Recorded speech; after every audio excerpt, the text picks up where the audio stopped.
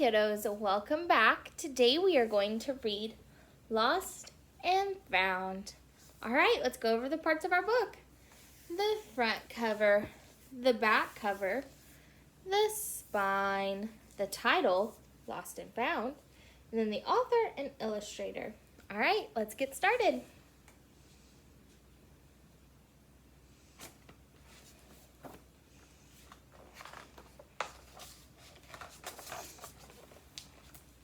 Once there was a boy who found a penguin at his door.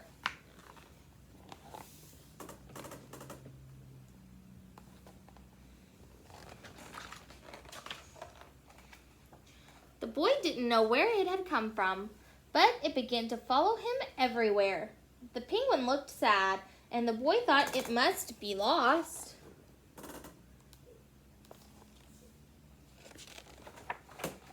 So the boy decided to help the penguin find his way home. He checked in the Lost and Found office, but no one was missing a penguin. He asked some birds if they knew where the penguin came from, but they ignored him. Some birds are like that.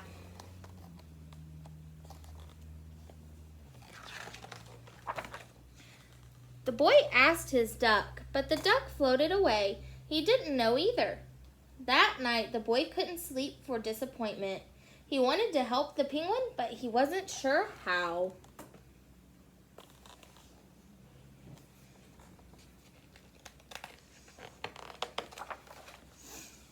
The next morning, he discovered that penguins come from the South Pole.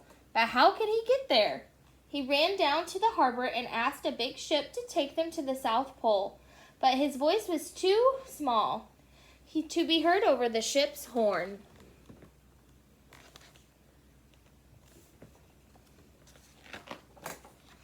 Together, the boy decided he and the penguin would row to the South Pole. So the boy took his rowboat out and tested it for the size and strength. He told stories to the penguin to help pass the time.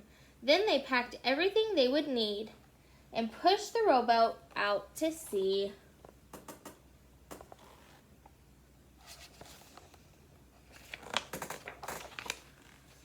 They rowed south for many days and many nights. There was lots of time for stories, and the penguin listened to every one, so the boy would always tell another.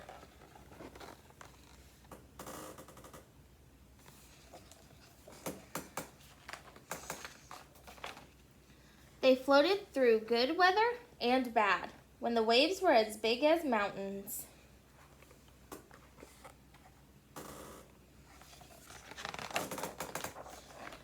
Until finally they came to the South Pole. The boy was delighted, but the penguin said nothing.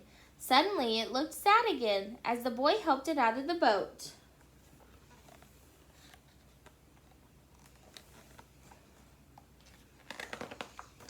Then the boy said, "Goodbye," and floated away. When he looked back, the penguin was still there, but it looked sadder than ever.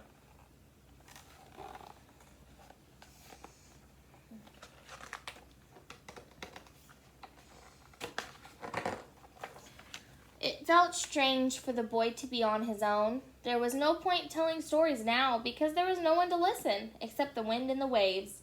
Instead, he just thought and the more he thought, the more he realized he had made a big mistake. The penguin hadn't been lost. It had just been lonely. Quickly, he turned the boat around and rowed back to the South Pole as fast as he could. At last, he reached the pole again, but where was the penguin? The boy searched and searched, but he was nowhere to be found.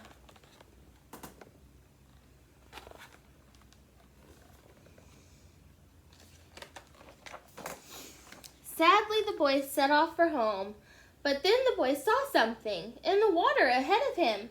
Closer and closer he got until he could see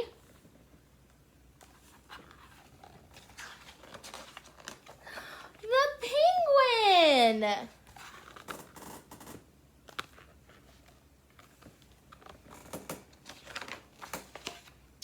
And so the boy and his friend went home together, talking of wonderful things all the way.